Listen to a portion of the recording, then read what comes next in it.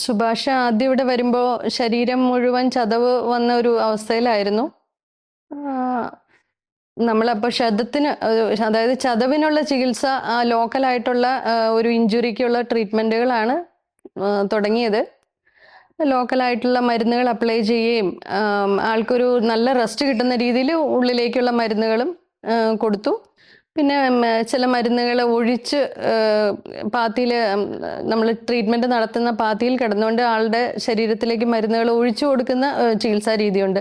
ധാര എന്ന് പറയും. അങ്ങനത്തെ ട്രീറ്റ്മെൻറ്റുകളും പിന്നെ എല്ലാവർക്കും അറിയാവുന്ന പോലെയുള്ള മരുന്നുകൾ, ഇലകൾ, മറ്റുള്ള കിഴികൾ, ഇലക്കിഴി, അങ്ങനെയുള്ള ചികിത്സ. പിന്നെ പുറമേ ഓയിൽ അപ്ലൈ ചെയ്തുള്ള ട്രീറ്റ്മെൻറ്റ്, അങ്ങനെ എല്ലാം കൊടുത്തൊരു ആൾ മാനസികമായും വളരെ ഒരു സ്ട്രെസ്ഫുൾ ആയിട്ടുള്ള ഒരു സിറ്റുവേഷനിലായിരുന്നു. അപ്പോൾ അതിനെല്ലാം പറ്റുന്ന രീതിയിലുള്ള ചികിത്സകളാണ് കൊടുത്തത്. എൻ്റെ ഓർമ്മയിൽ സുഭാഷ് ഏകദേശം ഒരു 2 മാസത്തിൽ കൂടുതൽ കിടന്നിട്ടുണ്ടെന്നുള്ളതാണ്. വരുമ്പോൾ തീരെ ബുദ്ധിമുട്ടുള്ള എടുത്തുകൊണ്ട് വന്ന ഒരു അവസ്ഥയിലായിരുന്നു എന്നാണ് എൻ്റെ ഒരു ഓർമ്മ. അതായത് അത്രയ്ക്ക് നടക്കുന്നതിന് ബുദ്ധിമുട്ടുള്ളൊരവസ്ഥയിലായിരുന്നു. പിന്നീട് ട്രീറ്റ്മെൻറ്റിന് ശേഷം ആൾക്ക് അത്യാവശ്യം സ്വന്തമായിട്ട് കാര്യങ്ങൾ ചെയ്യാൻ നടന്നു പോകാവുന്ന ഒരു അവസ്ഥയിലേക്ക് ചതവെല്ലാം മാറി അങ്ങനെ എത്തിച്ചേർന്നു എന്നുള്ള ഒരു ഓർമ്മയാണ് എനിക്കുള്ളത്. രോഗി ഡോക്ടറുടെ നിർദ്ദേശങ്ങൾ കൃത്യമായിട്ട് അനുസരിക്കുകയും മറ്റും ചെയ്യുകയും നമ്മൾ ഡോക്ടറിൽ പൂർണ്ണമായിട്ട് വിശ്വാസം അർപ്പിക്കുകയും ചെയ്യുകയാണെങ്കിൽ ചികിത്സ വളരെ എഫക്റ്റീവ് ആവും എന്നുള്ളൊരു ധാരണയാണ് ആയുർവേദം നമുക്ക് പഠിപ്പിച്ചു തന്നിട്ടില്ല. അതിന് പൂർണ്ണമായി യോജിക്കുന്ന രീതിയിലൊരു പേഷ്യൻ്റ് തന്നെയായിരുന്നു സുഭാഷ്. പക്ഷെ ആദ്യം എൻ്റെ അടുത്ത് വരുമ്പോൾ ഒരു പേപ്പർ കട്ടിങ്ങുമായിട്ടാണ് വന്നത്. അപ്പോൾ അന്ന് ഒരു കുഴിയിലേക്ക് വീണതിൻ്റെ കാര്യങ്ങളൊക്കെ ഇങ്ങനെ പറഞ്ഞത് ഒരു 10-16 കൊല്ലം മുമ്പത്തെ കാര്യമല്ല. എനിക്ക് ചെറുതായിട്ടൊരു ഓർമ്മയുണ്ടായിരുന്നു. അപ്പോൾ അതായിരിക്കുമോ ഇതെന്നൊരു ചെറിയ സംശയം ഉണ്ടായിരുന്നു. ഈ സുഭാഷിൻ്റെ കഥ തന്നെ നമ്മളെ പഠിപ്പിക്കുന്ന എത്രയോ ഡീപ്പായിട്ടുള്ള ഇഞ്ചുറി ഉണ്ടായ ഒരു പേഷ്യൻ്റ് റിക്കവർ ചെയ്ത കഥയാണ് നമുക്ക് മനസ്സിലാവുന്നത്. അതുപോലെ എങ്ങനെയായാലും നമുക്കൊരു എമർജൻസി ട്രീറ്റ്മെൻറ്റിന് ശേഷവും പലവിധ ക്ഷതങ്ങളും ശരീരത്തിൽ അവശേഷിക്കുന്ന ധാരാളം പേഷ്യൻസ് ഉണ്ട്. നമ്മൾ ആക്സിഡൻറ്റ് വിക്ടിംസ് ആണെങ്കിലും പ്രായാധിക്യം ഉണ്ടാവുന്ന ടിഷ്യൂ ഇഞ്ചുറികളാണെങ്കിലും അതിൻ്റെ ഒരു റിക്കവറി ട്രീറ്റ്മെൻറ്റ് സ്റ്റേജിൽ ആയുർവേദത്തിന് വളരെ വലിയ സ്കോപ്പാണുള്ളത്. അത് ആളുകൾ മനസ്സിലാക്കി വരുന്നുണ്ട്. അതിൻ്റെതായൊരു പ്രയോജനം ആളുകൾ എടുക്കുന്നുമുണ്ട്. ആയുർവേദ ചികിത്സ മിക്കവാറും ഒരു ലോങ് ടേം ട്രീറ്റ്മെൻ്റ് ആയിട്ട് വരികയാണ് പതിവ്. ഒരു ചികിത്സയും ചെയ്ത ശേഷം രോഗിക്ക് ആവശ്യമായ റെസ്റ്റ് കൊടുത്ത ശേഷമേ നമുക്ക് അടുത്ത ചികിത്സയിലേക്ക് കടക്കാൻ സാധിക്കുകയുള്ളൂ. അതുകൊണ്ട് മിക്കവാറും ചികിത്സ ഒരു ദീർഘകാല ആശുപത്രി വാസത്തിലേക്ക് എത്തിച്ചേരുന്നു. അതുകൊണ്ട് തന്നെ ആ ഒരു കാലയളവിൽ രോഗി അവിടുത്തെ സ്റ്റാഫുമായിട്ടും മറ്റും നല്ല സൗഹൃദത്തിലായിത്തീരുന്നു. അങ്ങനെ ഒരു ഹോംലി അറ്റ്മോസ്ഫിയറിലാണ് മിക്കവാറും ചികിത്സ മുമ്പോട്ട് പോകുന്നത്. സുരേഷ് സുഭാഷിനെ ഇവിടെ കൊണ്ടുവരുന്ന സമയത്ത് ഏകദേശം 20 വർഷത്തിന് മുന്നേ ഉള്ള ഒരു കാര്യമാണല്ലോ. അപ്പൊ ഇവിടെ കൊണ്ടുവരുന്ന സമയത്ത് ഏതൊരു അവസ്ഥയിലായിരുന്നു സുഭാഷ് ഉണ്ടായിരുന്നത്? സുഭാഷിനെ കൊണ്ടുവന്നത് ഒരു ലെവലിട്ട് ഇങ്ങനെ ചുമന്നുകൊണ്ടിരില്ലേ, ആ ഒരു അവസ്ഥയിലായിരുന്നു ഇവിടെ വന്നിരുന്നത്. കാരണം നടക്കാൻ വയ്യാത്ത അവസ്ഥയിൽ ഇവിടെ വന്ന് ഡോക്ടറെ കണ്ട്, പക്ഷേ ഇവിടെ അഡ്മിറ്റ് ചെയ്യാൻ പറ്റാത്ത ഒരു കണ്ടീഷനിലായിരുന്നു സുഭാഷ് ഇവിടെ വന്നിരുന്നത്. കാരണം എല്ലാ ഹോസ്പിറ്റലിലും പോയിട്ട് അവർ വേണ്ടാന്ന് പറഞ്ഞ് ഉപേക്ഷിച്ചിട്ടാണ് അവസാനം എന്നിട്ട് സാറിൻ്റെ റിസ്കിലാണ് അന്ന് ട്രീറ്റ്മെൻറ്റ് ചെയ്തത്. ട്രീറ്റ്മെൻറ്റ് പിറ്റേ ദിവസം തുടങ്ങി ആഴ്ചയിൽ ഒരു ട്രീറ്റ്മെൻറ്റ് ചെയ്ത് പിന്നെ റെസ്റ്റാണ്. അങ്ങനെ 3-4 മാസത്തോളം ട്രീറ്റ്മെൻറ്റ് ഇവിടെ ചെയ്ത്. ഞാൻ കഴിഞ്ഞ ഇതിൽ മഴവിൽ മനോരമയിൽ ഷോ കണ്ടപ്പോഴാണ് പിന്നെ ഓർമ്മ. എനിക്ക് സിനിമ കാണാനായിട്ട് പറ്റിയില്ല. എൻ്റെ മക്കൾ സിനിമ കണ്ടിട്ട് വീട്ടിൽ വന്നിട്ട് ഇങ്ങനെ ഇതിനെക്കുറിച്ച് പറയുന്നു. അപ്പോൾ ഞാനിത് കിച്ചണിൽ നിൽക്കുമായിരുന്നു. അപ്പോൾ ഞാൻ ചോദിച്ചു, നിങ്ങൾ ഏത് സിനിമയുടെ കാര്യം പിള്ളേർ പറയുന്നത്? അപ്പം പറഞ്ഞു, ഇങ്ങനെ മഞ്ഞൾ പൈസ ഞങ്ങൾ അമ്മച്ചെ വിളിച്ചല്ലായിരുന്നു പറഞ്ഞു. അപ്പോൾ എനിക്കെന്തോ ഒന്ന് പോകാൻ പറ്റിയില്ല. അപ്പോഴാണ് ഈ സുഭാഷ് എന്നൊക്കെ സുഭാഷിൻ്റെ പിള്ളേർ നേരെ പേര് പറഞ്ഞു എന്നെ ഓർക്കും. ഞാൻ പറഞ്ഞു, എനിക്കറിയാം പയ്യനെ കടമക്കുടി ആശുപത്രി കടന്നിട്ടുള്ളത്. പിന്നെ അമ്മച്ചി അല്ല, അപ്പോൾ അമ്മച്ചല്ല, അത് അമ്മച്ചി ആശുപത്രി കിടന്ന, അതേപോലെ ആശുപത്രി കിടന്ന. അപ്പം ഞാൻ ഈ കാര്യം ഇങ്ങനെ പറഞ്ഞു, എടാ ഇന്നൊരു സംഭവങ്ങളല്ലേ എന്ന് പറഞ്ഞു. അപ്പം പറഞ്ഞു അതേന്ന് പറഞ്ഞു. അപ്പം എന്നാൽ ഞങ്ങൾ ആ ചേട്ടനെ കാണാൻ പോകുന്നുണ്ട്. അപ്പോൾ അമ്മച്ചീൻ്റെ പേര് പറഞ്ഞു പറഞ്ഞു. ഞാൻ പറഞ്ഞു, എൻ്റെ പേര് പറഞ്ഞാൽ ഓർക്കാൻ സാധ്യതയില്ല, പക്ഷേ പനാപ്പടയിലെ സിസ്റ്റർ എന്ന് പറഞ്ഞാൽ എന്തായാലും അറിയുമെന്ന് പറഞ്ഞു. എനിക്ക് ഭയങ്കര അത്ഭുതമായിപ്പോയി. ഇത് സിനിമയാണെന്നൊക്കെ പറഞ്ഞു. അന്നിങ്ങനെ പറയുമ്പോൾ തന്നെ ദൈവമേ, സിനിമയെ വെല്ലുന്ന സംഭവമാണല്ലോ എന്ന് നമ്മളന്ന് പറയുമായിരുന്നു. അന്ന് ഈ സൺഡേ സപ്ലിമെൻറ്റിലാണെന്ന് തോന്നുന്നു ഞാനത് വായിച്ചൊരു ഓർമ്മയുണ്ട്, ഇങ്ങനെ ഈ സംഭവം വന്നത്. ഒക്കെ അത് ഞാനത് ഓർക്കുന്നുണ്ട്. ഞാൻ സിനിമയൊന്നും കണ്ടില്ല. എനിക്ക് സിനിമ കാണാൻ പറ്റിയില്ല, പെരിയ കാണണം, ഇനി എന്തായാലും കാണണം. ആ ഒരു അപകടം പറ്റി നമ്മൾ 1 വർഷത്തോളം അലോപ്പതി അങ്ങനെയുള്ള ചികിത്സകളൊക്കെ ചെയ്തു. പക്ഷെ എൻ്റെ ശാരീരികമായിട്ട് എനിക്ക് ആ ഒരു വേദന അതൊന്നും ഒരു കുറവൊന്നും ഉണ്ടായിരുന്നില്ല. എനിക്ക് നേരെ നിൽക്കാൻ പറ്റുന്നില്ലായിരുന്നു, ഒരു സൈഡ് ചെരിഞ്ഞിരിക്കണമായിരുന്നു. അപ്പോൾ നടുവേദന ഭയങ്കര രീതിയിലുണ്ടായിരുന്നു.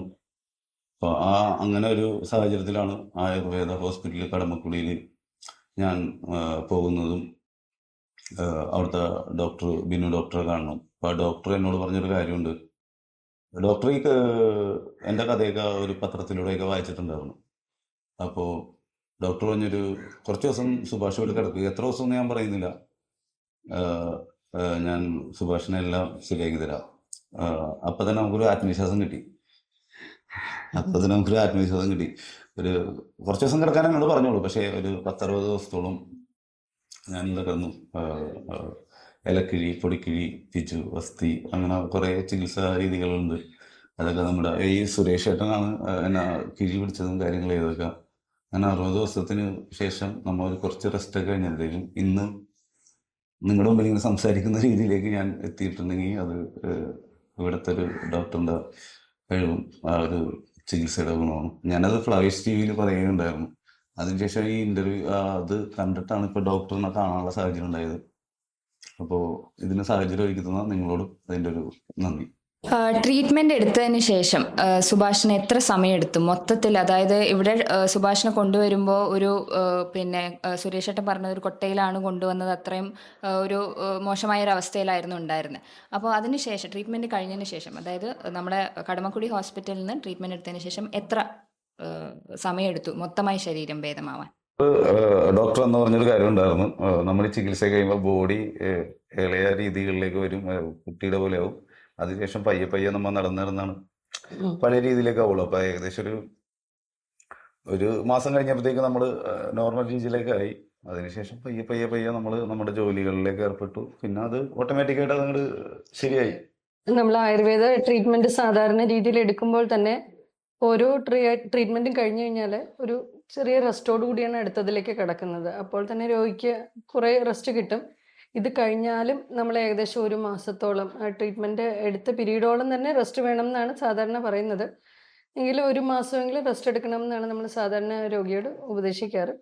അവർ ആ മരുന്നുകളും പിന്നെ റെസ്റ്റുമായിട്ട് കഴിഞ്ഞു കഴിയുമ്പോഴത്തേക്കും കുറേ ചെറിയ രീതിയിൽ ജോലിയിലേക്ക് പ്രവേശിക്കാനും, വലിയ പരിക്കുകളാണ് ഉണ്ടായിരിക്കുന്നതെങ്കിൽ ചെറിയ രീതിയിൽ ജോലിയിലേക്ക് പ്രവേശിക്കാനും പിന്നീട് നോർമൽ ഇതിലേക്ക് പോകാനും അവർക്ക് സാധിക്കും. അതാണ് സാധാരണ രീതി.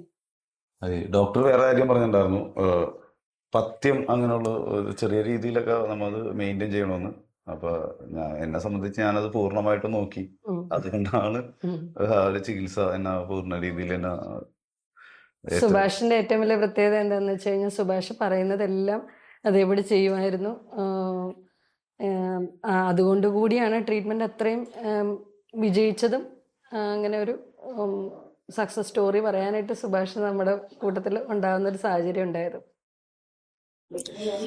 സുഭാഷ് എന്തുകൊണ്ടാണ് കടമക്കുടി ദ്വീപിലെ ഈ ഒരു ആശുപത്രിയിൽ വന്ന് ചികിത്സ നേടാൻ കാരണം? അതായത് നമ്മുടെ ഒരു സുഹൃത്തിന്റെ വീട് ഇവിടെ തൊട്ടടുത്തുണ്ട്. അപ്പൊ അവൻ പറഞ്ഞൊരു അറിവുണ്ടായിരുന്നു, നമ്മൾ കടമക്കുടി ആശുപത്രി പൊതുവെ ആരും വന്ന് എത്തിപ്പെടാൻ പറ്റാത്തൊരു സ്ഥലത്താണ് ഈ കടമക്കുടി എന്ന് പറഞ്ഞൊരു ദ്വീപ് ഇരിക്കുന്നത്.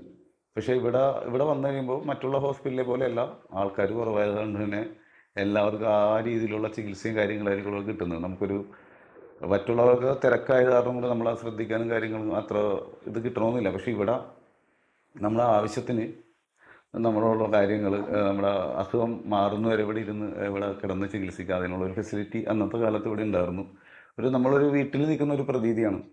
ആ ഒരു സംഭവം കൊണ്ട് തന്നെ ഞങ്ങൾക്കിവിടെ 10-60 ദിവസം നിൽക്കുന്നതിന് ഒരു ബുദ്ധിമുട്ടുണ്ടായില്ല. അങ്ങനെ ഞാനും അമ്മയും ഇവിടെ കിടന്നൊരു വീട്ടിൽ, ഒരു അമ്മാവൻ്റെ വീട്ടിൽ അല്ലെങ്കിൽ ഒരു ആൻറ്റിയുടെ വീട്ടിൽ നിൽക്കുന്ന ഒരു പ്രതീതിയിലാണ് ഇവിടെ ചികിത്സ നടത്തിയത്. ഇവിടെ എല്ലാവരും ഒരു സ്വന്തക്കാരെ പോലെ നമ്മളോട് പെരുമാറി.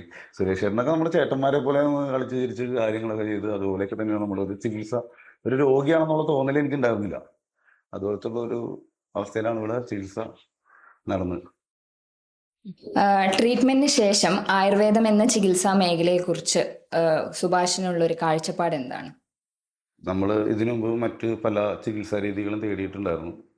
നമുക്കത് തേടി കഴിഞ്ഞപ്പോൾ നമുക്ക് താൽക്കാലിക ആശ്വാസം എന്നുള്ള രീതിയിലുള്ള കാര്യങ്ങളെ നമുക്കൊന്ന് സംഭവിച്ചുള്ളൂ.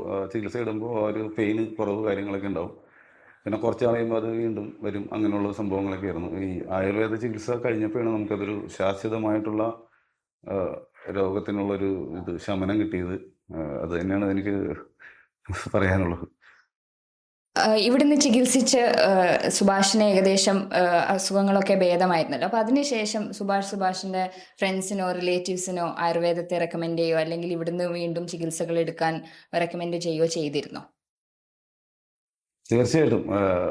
ഈ മഞ്ഞുമ്മൽ ബോയ്സ് എന്ന സിനിമയിൽ സുധീഷ് എന്ന കഥാപാത്രം, പുള്ളിക്കും ഇതുപോലെ തന്നെ ഒരു വീഴ്ചയുടെ ചെറിയൊരു പ്രശ്നമൊക്കെ പറ്റിയിട്ട് പുള്ളീനെ ഇവിടെ റെക്കമെൻഡ് ചെയ്തു. പുള്ളി തന്നെയാണ് കടമക്കുടിയിൽ വന്ന് ഈ സുരേഷ് ഏട്ടനും വിനു ഡോക്ടറും ഉണ്ടായിരുന്നു. ഇവരുടെ ചികിത്സയിൽ പുള്ളിയും വന്ന് ഇവിടെ ഒരു 14 ദിവസത്തെ ട്രീറ്റ്മെൻറ്റ് എടുത്ത് പോയതാണ്. പുള്ളിക്കും അതിൻ്റെ രീതിയിലുള്ള ശമനങ്ങളുണ്ടായി. ഇപ്പോൾ ഒരു ഏകദേശം 18 വർഷത്തോളമായി ഇവിടെ ചികിത്സ എടുത്തിട്ട്. അപ്പം ആ ഒരു ഫ്ലവേഴ്സിൻ്റെ ഒരു ചാനലിലാണെങ്കിലും പല ഇൻ്റർവ്യൂകളിലും സുഭാഷ് ഡോക്ടറിൻ്റെ പേരെടുത്ത് പറയും, അതിന് നിങ്ങൾക്ക് അതിലുണ്ടായ മാറ്റങ്ങളെ കുറിച്ച് പറയും, ഇവിടുത്തെ സ്റ്റാഫ്സും കാര്യങ്ങളെ പറ്റിയൊക്കെ നല്ല ഓർമ്മയുണ്ട്. അപ്പം അങ്ങനെ ഒരു ഓർമ്മ പൊതുവെ ഭയങ്കര ഓർമ്മശക്തിയുള്ള ഒരാളാണോ, അതോ അല്ലെങ്കിൽ അങ്ങനെ ഒരു ഓർമ്മ നിലനിൽക്കാൻ എന്താണ് ഒരു കാരണം? അത് ഓർമ്മശക്തിയൊന്നുമല്ല. നമ്മൾ അത്ര അവശതയായിട്ട് വന്ന നമ്മളെ ഒരു കൈപിടിച്ചൊരു പുതിയ ജീവിതത്തിലേക്ക് നയിച്ചത് ഡോക്ടറും ഇവിടെ ആയുർവേദ ചികിത്സയും കൂടിയാണ്. നല്ല ചികിത്സ എന്ന ഡോക്ടറെ, ഇവിടുത്തെ സ്റ്റാഫിനെയൊന്നും അത് നമുക്കൊരിക്കലും മറക്കാൻ പറ്റില്ല. നമുക്കൊരു പുനർജന്മം കിട്ടിയത് ഈ ഹോസ്പിറ്റൽ വഴി. ഇവിടുത്തെ ഈ ഡോക്ടറും ഈ സുരേഷ് ചേട്ടനും ബിനു ഡോക്ടറും, ഇവിടെ കുറേ ബിനോമ സിസ്റ്റർ, അങ്ങനെ കുറേ പേരുണ്ടായിരുന്നു. ഇവരുടെയൊക്കെ ഒരു മേൽനോട്ടത്തിലാണ് എനിക്കൊരു പുനർജന്മം കിട്ടിയത്. അതുകൊണ്ട് അവരെ ഒരിക്കലും മറക്കാൻ പറ്റില്ല. അതുകൊണ്ട് തന്നെയാണ് നമ്മൾ ഏതൊരു ഇതിലും അവരുടെ പേരെടുത്ത് പറയുന്നത്. ഫിലിമുമായി ബന്ധപ്പെട്ട് നമുക്കധികം ഫിലിമുമായി ബന്ധപ്പെട്ട് അറിയാനുള്ള കുറച്ച് ക്വസ്റ്റ്യൻസ്. ഗുണ കേവ്സിലേക്ക് പിന്നെ പോയിട്ടുണ്ടോ? പിന്നെ ഈ വീഴ്ചതിന് ശേഷം പോയിട്ടുണ്ടോ? എനിക്ക് ആ ഗുണ കേവ് വളരെ ഒരു പേടി സ്വപ്നമായ ഒരു കാര്യമായിരുന്നു. അതിനുശേഷം സിനിമയുടെ പൂജ നടന്നത് കൊടൈക്കനാൽ വെച്ചിട്ടാണ്. അപ്പോൾ അവിടെ കുറേ കാര്യങ്ങളൊക്കെ ഷൂട്ട് ചെയ്യാനുണ്ട്. അപ്പോൾ നമുക്ക് അവരൊരു വണ്ടി ഒക്കെ വിട്ടു വന്നു. നമ്മളെല്ലാവരെയും തിരിച്ച് ഗുണ കേവ്സിലേക്ക് കൊണ്ടുപോയി. ആ സ്ഥലങ്ങളൊക്കെ അവരെല്ലാവരും കൂട്ടുകാരെ കൊണ്ടുപോയി കാണിച്ചു തന്നു. ആ സ്ഥലം കാണുമ്പോൾ നമുക്കൊരു പേടി ഉണ്ടായത് അവരവിടെ കൊണ്ടുപോയി മാറ്റി. പക്ഷേ ഇന്ന് അങ്ങനെയൊന്നുമല്ല കേട്ടോ. ഇന്ന് ഗുണ കേവിക്ക് പോകണമെങ്കിൽ മണിക്കൂറുകളോളം ക്യൂ ഒക്കെ നിന്നിട്ടേ കയറാൻ പറ്റുള്ളൂ. കാരണം ഈ സിനിമ ഇറങ്ങിയതോടെ അത്ര തിരക്കായി അവിടെ. ഇൻസ്റ്റാഗ്രാമിൽ 4 ഫാൻസ് പേജ്. ഞാൻ സിനിമ ഇറങ്ങി 2 ആഴ്ച കഴിഞ്ഞിട്ടാണ് മറ്റേ ഈ ഇൻസ്റ്റാഗ്രാം അക്കൗണ്ട് തന്നെ തുടങ്ങുന്നത്. 22,000 ഫോളോവേഴ്സ് അപ്പം തന്നെ. ഈ കുട്ടിയേട്ടൻ 50,000 കഴിഞ്ഞു. ഞാൻ അന്നേരം തുടങ്ങി വെച്ച് അതിൽ കഴിഞ്ഞു. എനിക്ക് 4 ഫാൻസ് പേജ് ഉണ്ട്. വേണമെങ്കിൽ സെർച്ച് ചെയ്ത് വയ്ക്കും. ഞാൻ ഫോൺ നമ്പർ ഇട്ടുള്ള, അല്ലെങ്കിൽ തന്നെ പ്രശ്നമാണ്. തമിഴ്നാട്ടിൽ നിന്നൊക്കെ എന്തോരം കോളാണ്. എനിക്ക് തമിഴ് അറിയാവുന്നതുകൊണ്ട് ഭയങ്കര പ്രശ്നമാണ്.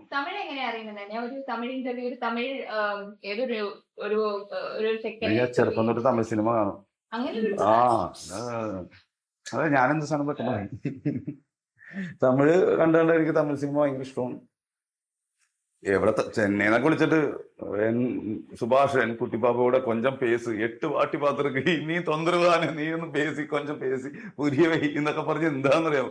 8 പ്രാവശ്യം കൊച്ചു വീട്ടിൽ കിടന്ന് ഒച്ചപ്പാടെടുത്ത് സുഭാഷ് എന്നൊക്കെ പറഞ്ഞ് മറ്റേ കയറൊക്കെ പിടിച്ച് നിങ്ങളെ രംഗമൊക്കെ കാണിച്ച് ചോറൊക്കെ കൊടുക്കാൻ അങ്ങനെയാണ്. ചോറൊക്കെ കൊടുക്കാൻ അങ്ങനെയാണ്. എന്നിട്ട് 8 പ്രാവശ്യം ഒരു അച്ഛനെ അമ്മേനെ കൊണ്ട് പോയി കണ്ടിട്ട് എങ്ങനെയൊക്കെ നമ്പർ തപ്പി പിടിച്ച് എന്നെ വിളിച്ച് 8 പ്രാവശ്യം കണ്ടു സുഭാഷ് കൊച്ചിനോട് കുറച്ചേരം സംസാരിക്കും. അത് തമിഴ്നാട്ടിൽ ഭയങ്കര ഇമ്പാക്ട് ആയി പോയി. ആ പാട്ട് കറക്റ്റ് സ്ഥലത്ത് പ്ലേസ് ചെയ്യാണ്. ഭയങ്കര സിമ്പിൾ ആയി നോക്കിക്കഴിഞ്ഞാല് സ്റ്റോറി ഭയങ്കര സിമ്പിൾ ആയ സ്റ്റോറിയാണല്ലോ. ഒരാള് വീഴുന്ന, ഒരാളെ രക്ഷപ്പെടുത്തുന്ന. മുന്നേ മറ്റേ മാളൂട്ടി പോലത്തെ മൂവീസ് എല്ലാം സർവൈവൽ സീരീസ് വേറെയും മലയാളത്തിൽ ഉണ്ടായിട്ടില്ല. ആ ഒരു ഫ്രണ്ട്ഷിപ്പിന്റെ ഒരു ഡെപ്ത് ഇല്ലേ, അതാണ് ആക്ച്വലി ആ സ്റ്റോറിനെ ഇത്രയും ഇതാക്കിയത്. അല്ലാതെ അതിലൊരു കാര്യമായ സാധനം ഇല്ല. ശരിക്കും 13 ആൾക്കാരെ കൊണ്ടുപോയിട്ട് മരിച്ച ഒരു സ്ഥലത്ത് നിന്ന് ഒരാളെ രക്ഷ, അത് തന്നെ ഒരു മാജിക്കൽ സാധനം. ഏറ്റവും വലിയ കാര്യമുണ്ട്. ഈ സിനിമ ഇറങ്ങി കഴിഞ്ഞപ്പോ ഞങ്ങളെ ഒരു കുറച്ചുപേര് കണ്ടായിരുന്നു. അതായത് നിങ്ങൾക്കൊരു പേഴ്സണാലിറ്റി ഡെവലപ്മെന്റ് ഒരു കോഴ്സ് ഞങ്ങൾ തുടങ്ങുന്നുണ്ട്, ഞങ്ങൾക്ക് അതിനു വേണ്ടിയുള്ളത്. അപ്പൊ ഞാനാണ് അതിന്റെ ഉത്തരം പറഞ്ഞത്.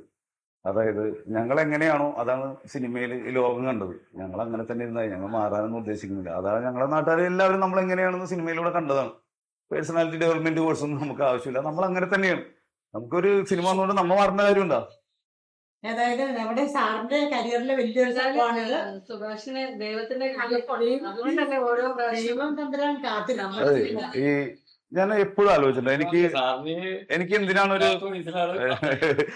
രണ്ടാമതൊരു ജന്മം കിട്ടിയത്, ഒരു ഇത് കിട്ടിയതെന്ന് എപ്പോഴും ആലോചിച്ചിട്ടുണ്ട്. പക്ഷെ നമുക്ക് സിനിമ ഇറങ്ങി കഴിഞ്ഞപ്പോൾ നമുക്ക് മനസ്സിലായി, എന്നെ കുറെ പേര് വിളിക്കുന്നുണ്ട്, സുഭാഷ് ഒന്ന് വീട് വരും എന്റെ ചേട്ടനായിട്ട് സംസാരിക്കാൻ പറ്റി 2 വർഷമായിട്ട് ആക്സിഡന്റ് പറ്റിയിട്ട് പുള്ളി തളർന്നെടുക്കുന്നത്. അപ്പോൾ നമ്മളൊന്ന് പോയി കണ്ട് ഫോൺ വിളിച്ച് സംസാരിച്ചുമായിരുന്നു, കാര്യങ്ങൾ ചെയ്തായിരുന്നു, വീട്ടിൽ ചെല്ലാന്നും പറഞ്ഞായിരുന്നു. നമ്മളൊക്കെ പോയി കണ്ട് സംസാരിക്കുമ്പോൾ അവരുടെയൊക്കെ ജീവിതത്തിൽ നമ്മുടെ ഒരു അനുഭവം കൊണ്ട് ഒരു മാറ്റം ഉണ്ടാക്കാൻ പറ്റുമെങ്കിൽ അതാണ് ഏറ്റവും വലിയ കാര്യം, ഏറ്റവും വലിയ അനുഗ്രഹമായിട്ട് തോന്നുന്നത് അതല്ലേ. ആ നമ്മുടെ അനുഭവം മറ്റുള്ളവരുടെ ജീവിതത്തിൽ ഒരു മാറ്റം, എന്തെങ്കിലും ഒരു മാറ്റം കൊണ്ടുവന്നാ, ഞാൻ പണ്ട് ആലോചിച്ചിട്ടുണ്ട് എനിക്ക് എന്തിനാണ് രണ്ടാമതൊരു ജന്മം തിരിച്ചു കിട്ടിയെന്ന്. പക്ഷെ മറ്റുള്ള ആരുടെയൊക്കെ ജീവിതത്തിൽ എന്തെങ്കിലും ഒരു മാറ്റം വരുത്താൻ വേണ്ടി അത് റിയൽ ആയിട്ട് നെഞ്ചി തട്ടി പറഞ്ഞാലും ആ ഫീൽ ചെയ്തോണ്ടിരിക്കുന്നത്. മെച്ചൂർ ആയിട്ടുള്ള ഒരു പേഴ്സൺ, അതുകൊണ്ടാണ് അങ്ങനത്തെ പേടിയായിരുന്നു. അത് മെച്ചൂരിറ്റി അതല്ല, അത് ഞാൻ സിംഗിൾ പാരന്റ്, അമ്മ ഒറ്റയ്ക്ക് വളർത്തി കേൾക്കുമ്പോ അതിന്റെ സമൂഹത്തിൽ നിന്ന് എല്ലാ ഇതും കിട്ടി വളരുമ്പോ നമുക്ക് അത്ര ഒരു സംഭവം കിട്ടണമെന്നില്ല. എല്ലാ സ്ഥലത്തും ഒറ്റയ്ക്ക് വളരുന്നതിന്റെ ഒരു പവർ വേറെയും, അതുകൊണ്ടിട്ടാണ്. നല്ല ഫ്രണ്ട്സ് അല്ലേ? ഫ്രണ്ട്സ് എന്നൊന്നും പറയാൻ പറ്റില്ല, കൂടപ്പിറപ്പുകൾ അങ്ങനെ തന്നെ. കാരണം നമ്മൾ ഒരുമിച്ച് കളിച്ച് വളർന്ന അങ്ങനെ കൂട്ടുകാരൊന്നും ഇല്ല, എല്ലാവരും ഇവിടെയൊക്കെ തന്നെയുള്ള ആൾക്കാരാ. എന്തൊരാവശ്യത്തിനും ഞങ്ങള് മറ്റേ പിണങ്ങാത്ത ആൾക്കാരൊന്നും അല്ല, അങ്ങോട്ടും ഇങ്ങോട്ടൊക്കെ പിണങ്ങും. പക്ഷെ അതൊരു ദിവസത്തിനപ്പുറം പോകില്ല. ആരാണോ തെറ്റിയത് നമുക്ക് പിറ്റേ ദിവസം ആലോചിക്കാൻ മനസ്സിലാവും, തിരിച്ചു പോയിട്ട് വാടാ എന്താ കുഴപ്പമൊന്നുമില്ല, എനിക്ക് തെറ്റ് പറ്റിപ്പോയി എന്നൊക്കെ പറഞ്ഞാൽ അത് തിരുത്തും. അതാണ് ഏറ്റവും വലിയ കാര്യം, നമുക്ക് തെറ്റ് പറ്റിയത് തിരുത്താനുള്ള മനസ്സ്. അത് ഈഗോ എന്ന് ഒരിക്കലും കൊണ്ടുവരുന്ന ഒരിക്കലും നല്ല ബന്ധങ്ങൾ ഒരിക്കലും നിലനിൽക്കില്ല. ഞാൻ പറയണ്ടേ, രണ്ടുപേരും ഒരു വീട്ടിലെ അയ്യോ അത് റിയലാ, അവന്മാരങ്ങനെ തന്നെയാണ്. ഏത് ഇന്റർവ്യൂവിൽ കണ്ടുനോക്കിക്കോ, ഈ ഇറങ്ങടാ, അത് ഇപ്പോഴും അങ്ങനെയൊക്കെ തന്നെയാണ്. ചേട്ടനെനിക്ക് അങ്ങനെ തന്നെ, ഏതെങ്കിലും ഇന്റർവ്യൂ നോക്കിയോ ചേട്ടനെനിക്ക് കൂടെ ഒരുമിച്ച് ഇരിക്കണത് ഉണ്ടാവില്ല. ചേട്ടനെ പ്രധാനികൾ ഞാൻ ഇതിന്റെ പ്രധാനികൾ, പക്ഷെ അവര് ഏറ്റവും വലിയ കൂട്ടുകാരും അവരാ. അതാണ് അതിന്റെ ഒരു പ്രത്യേകത.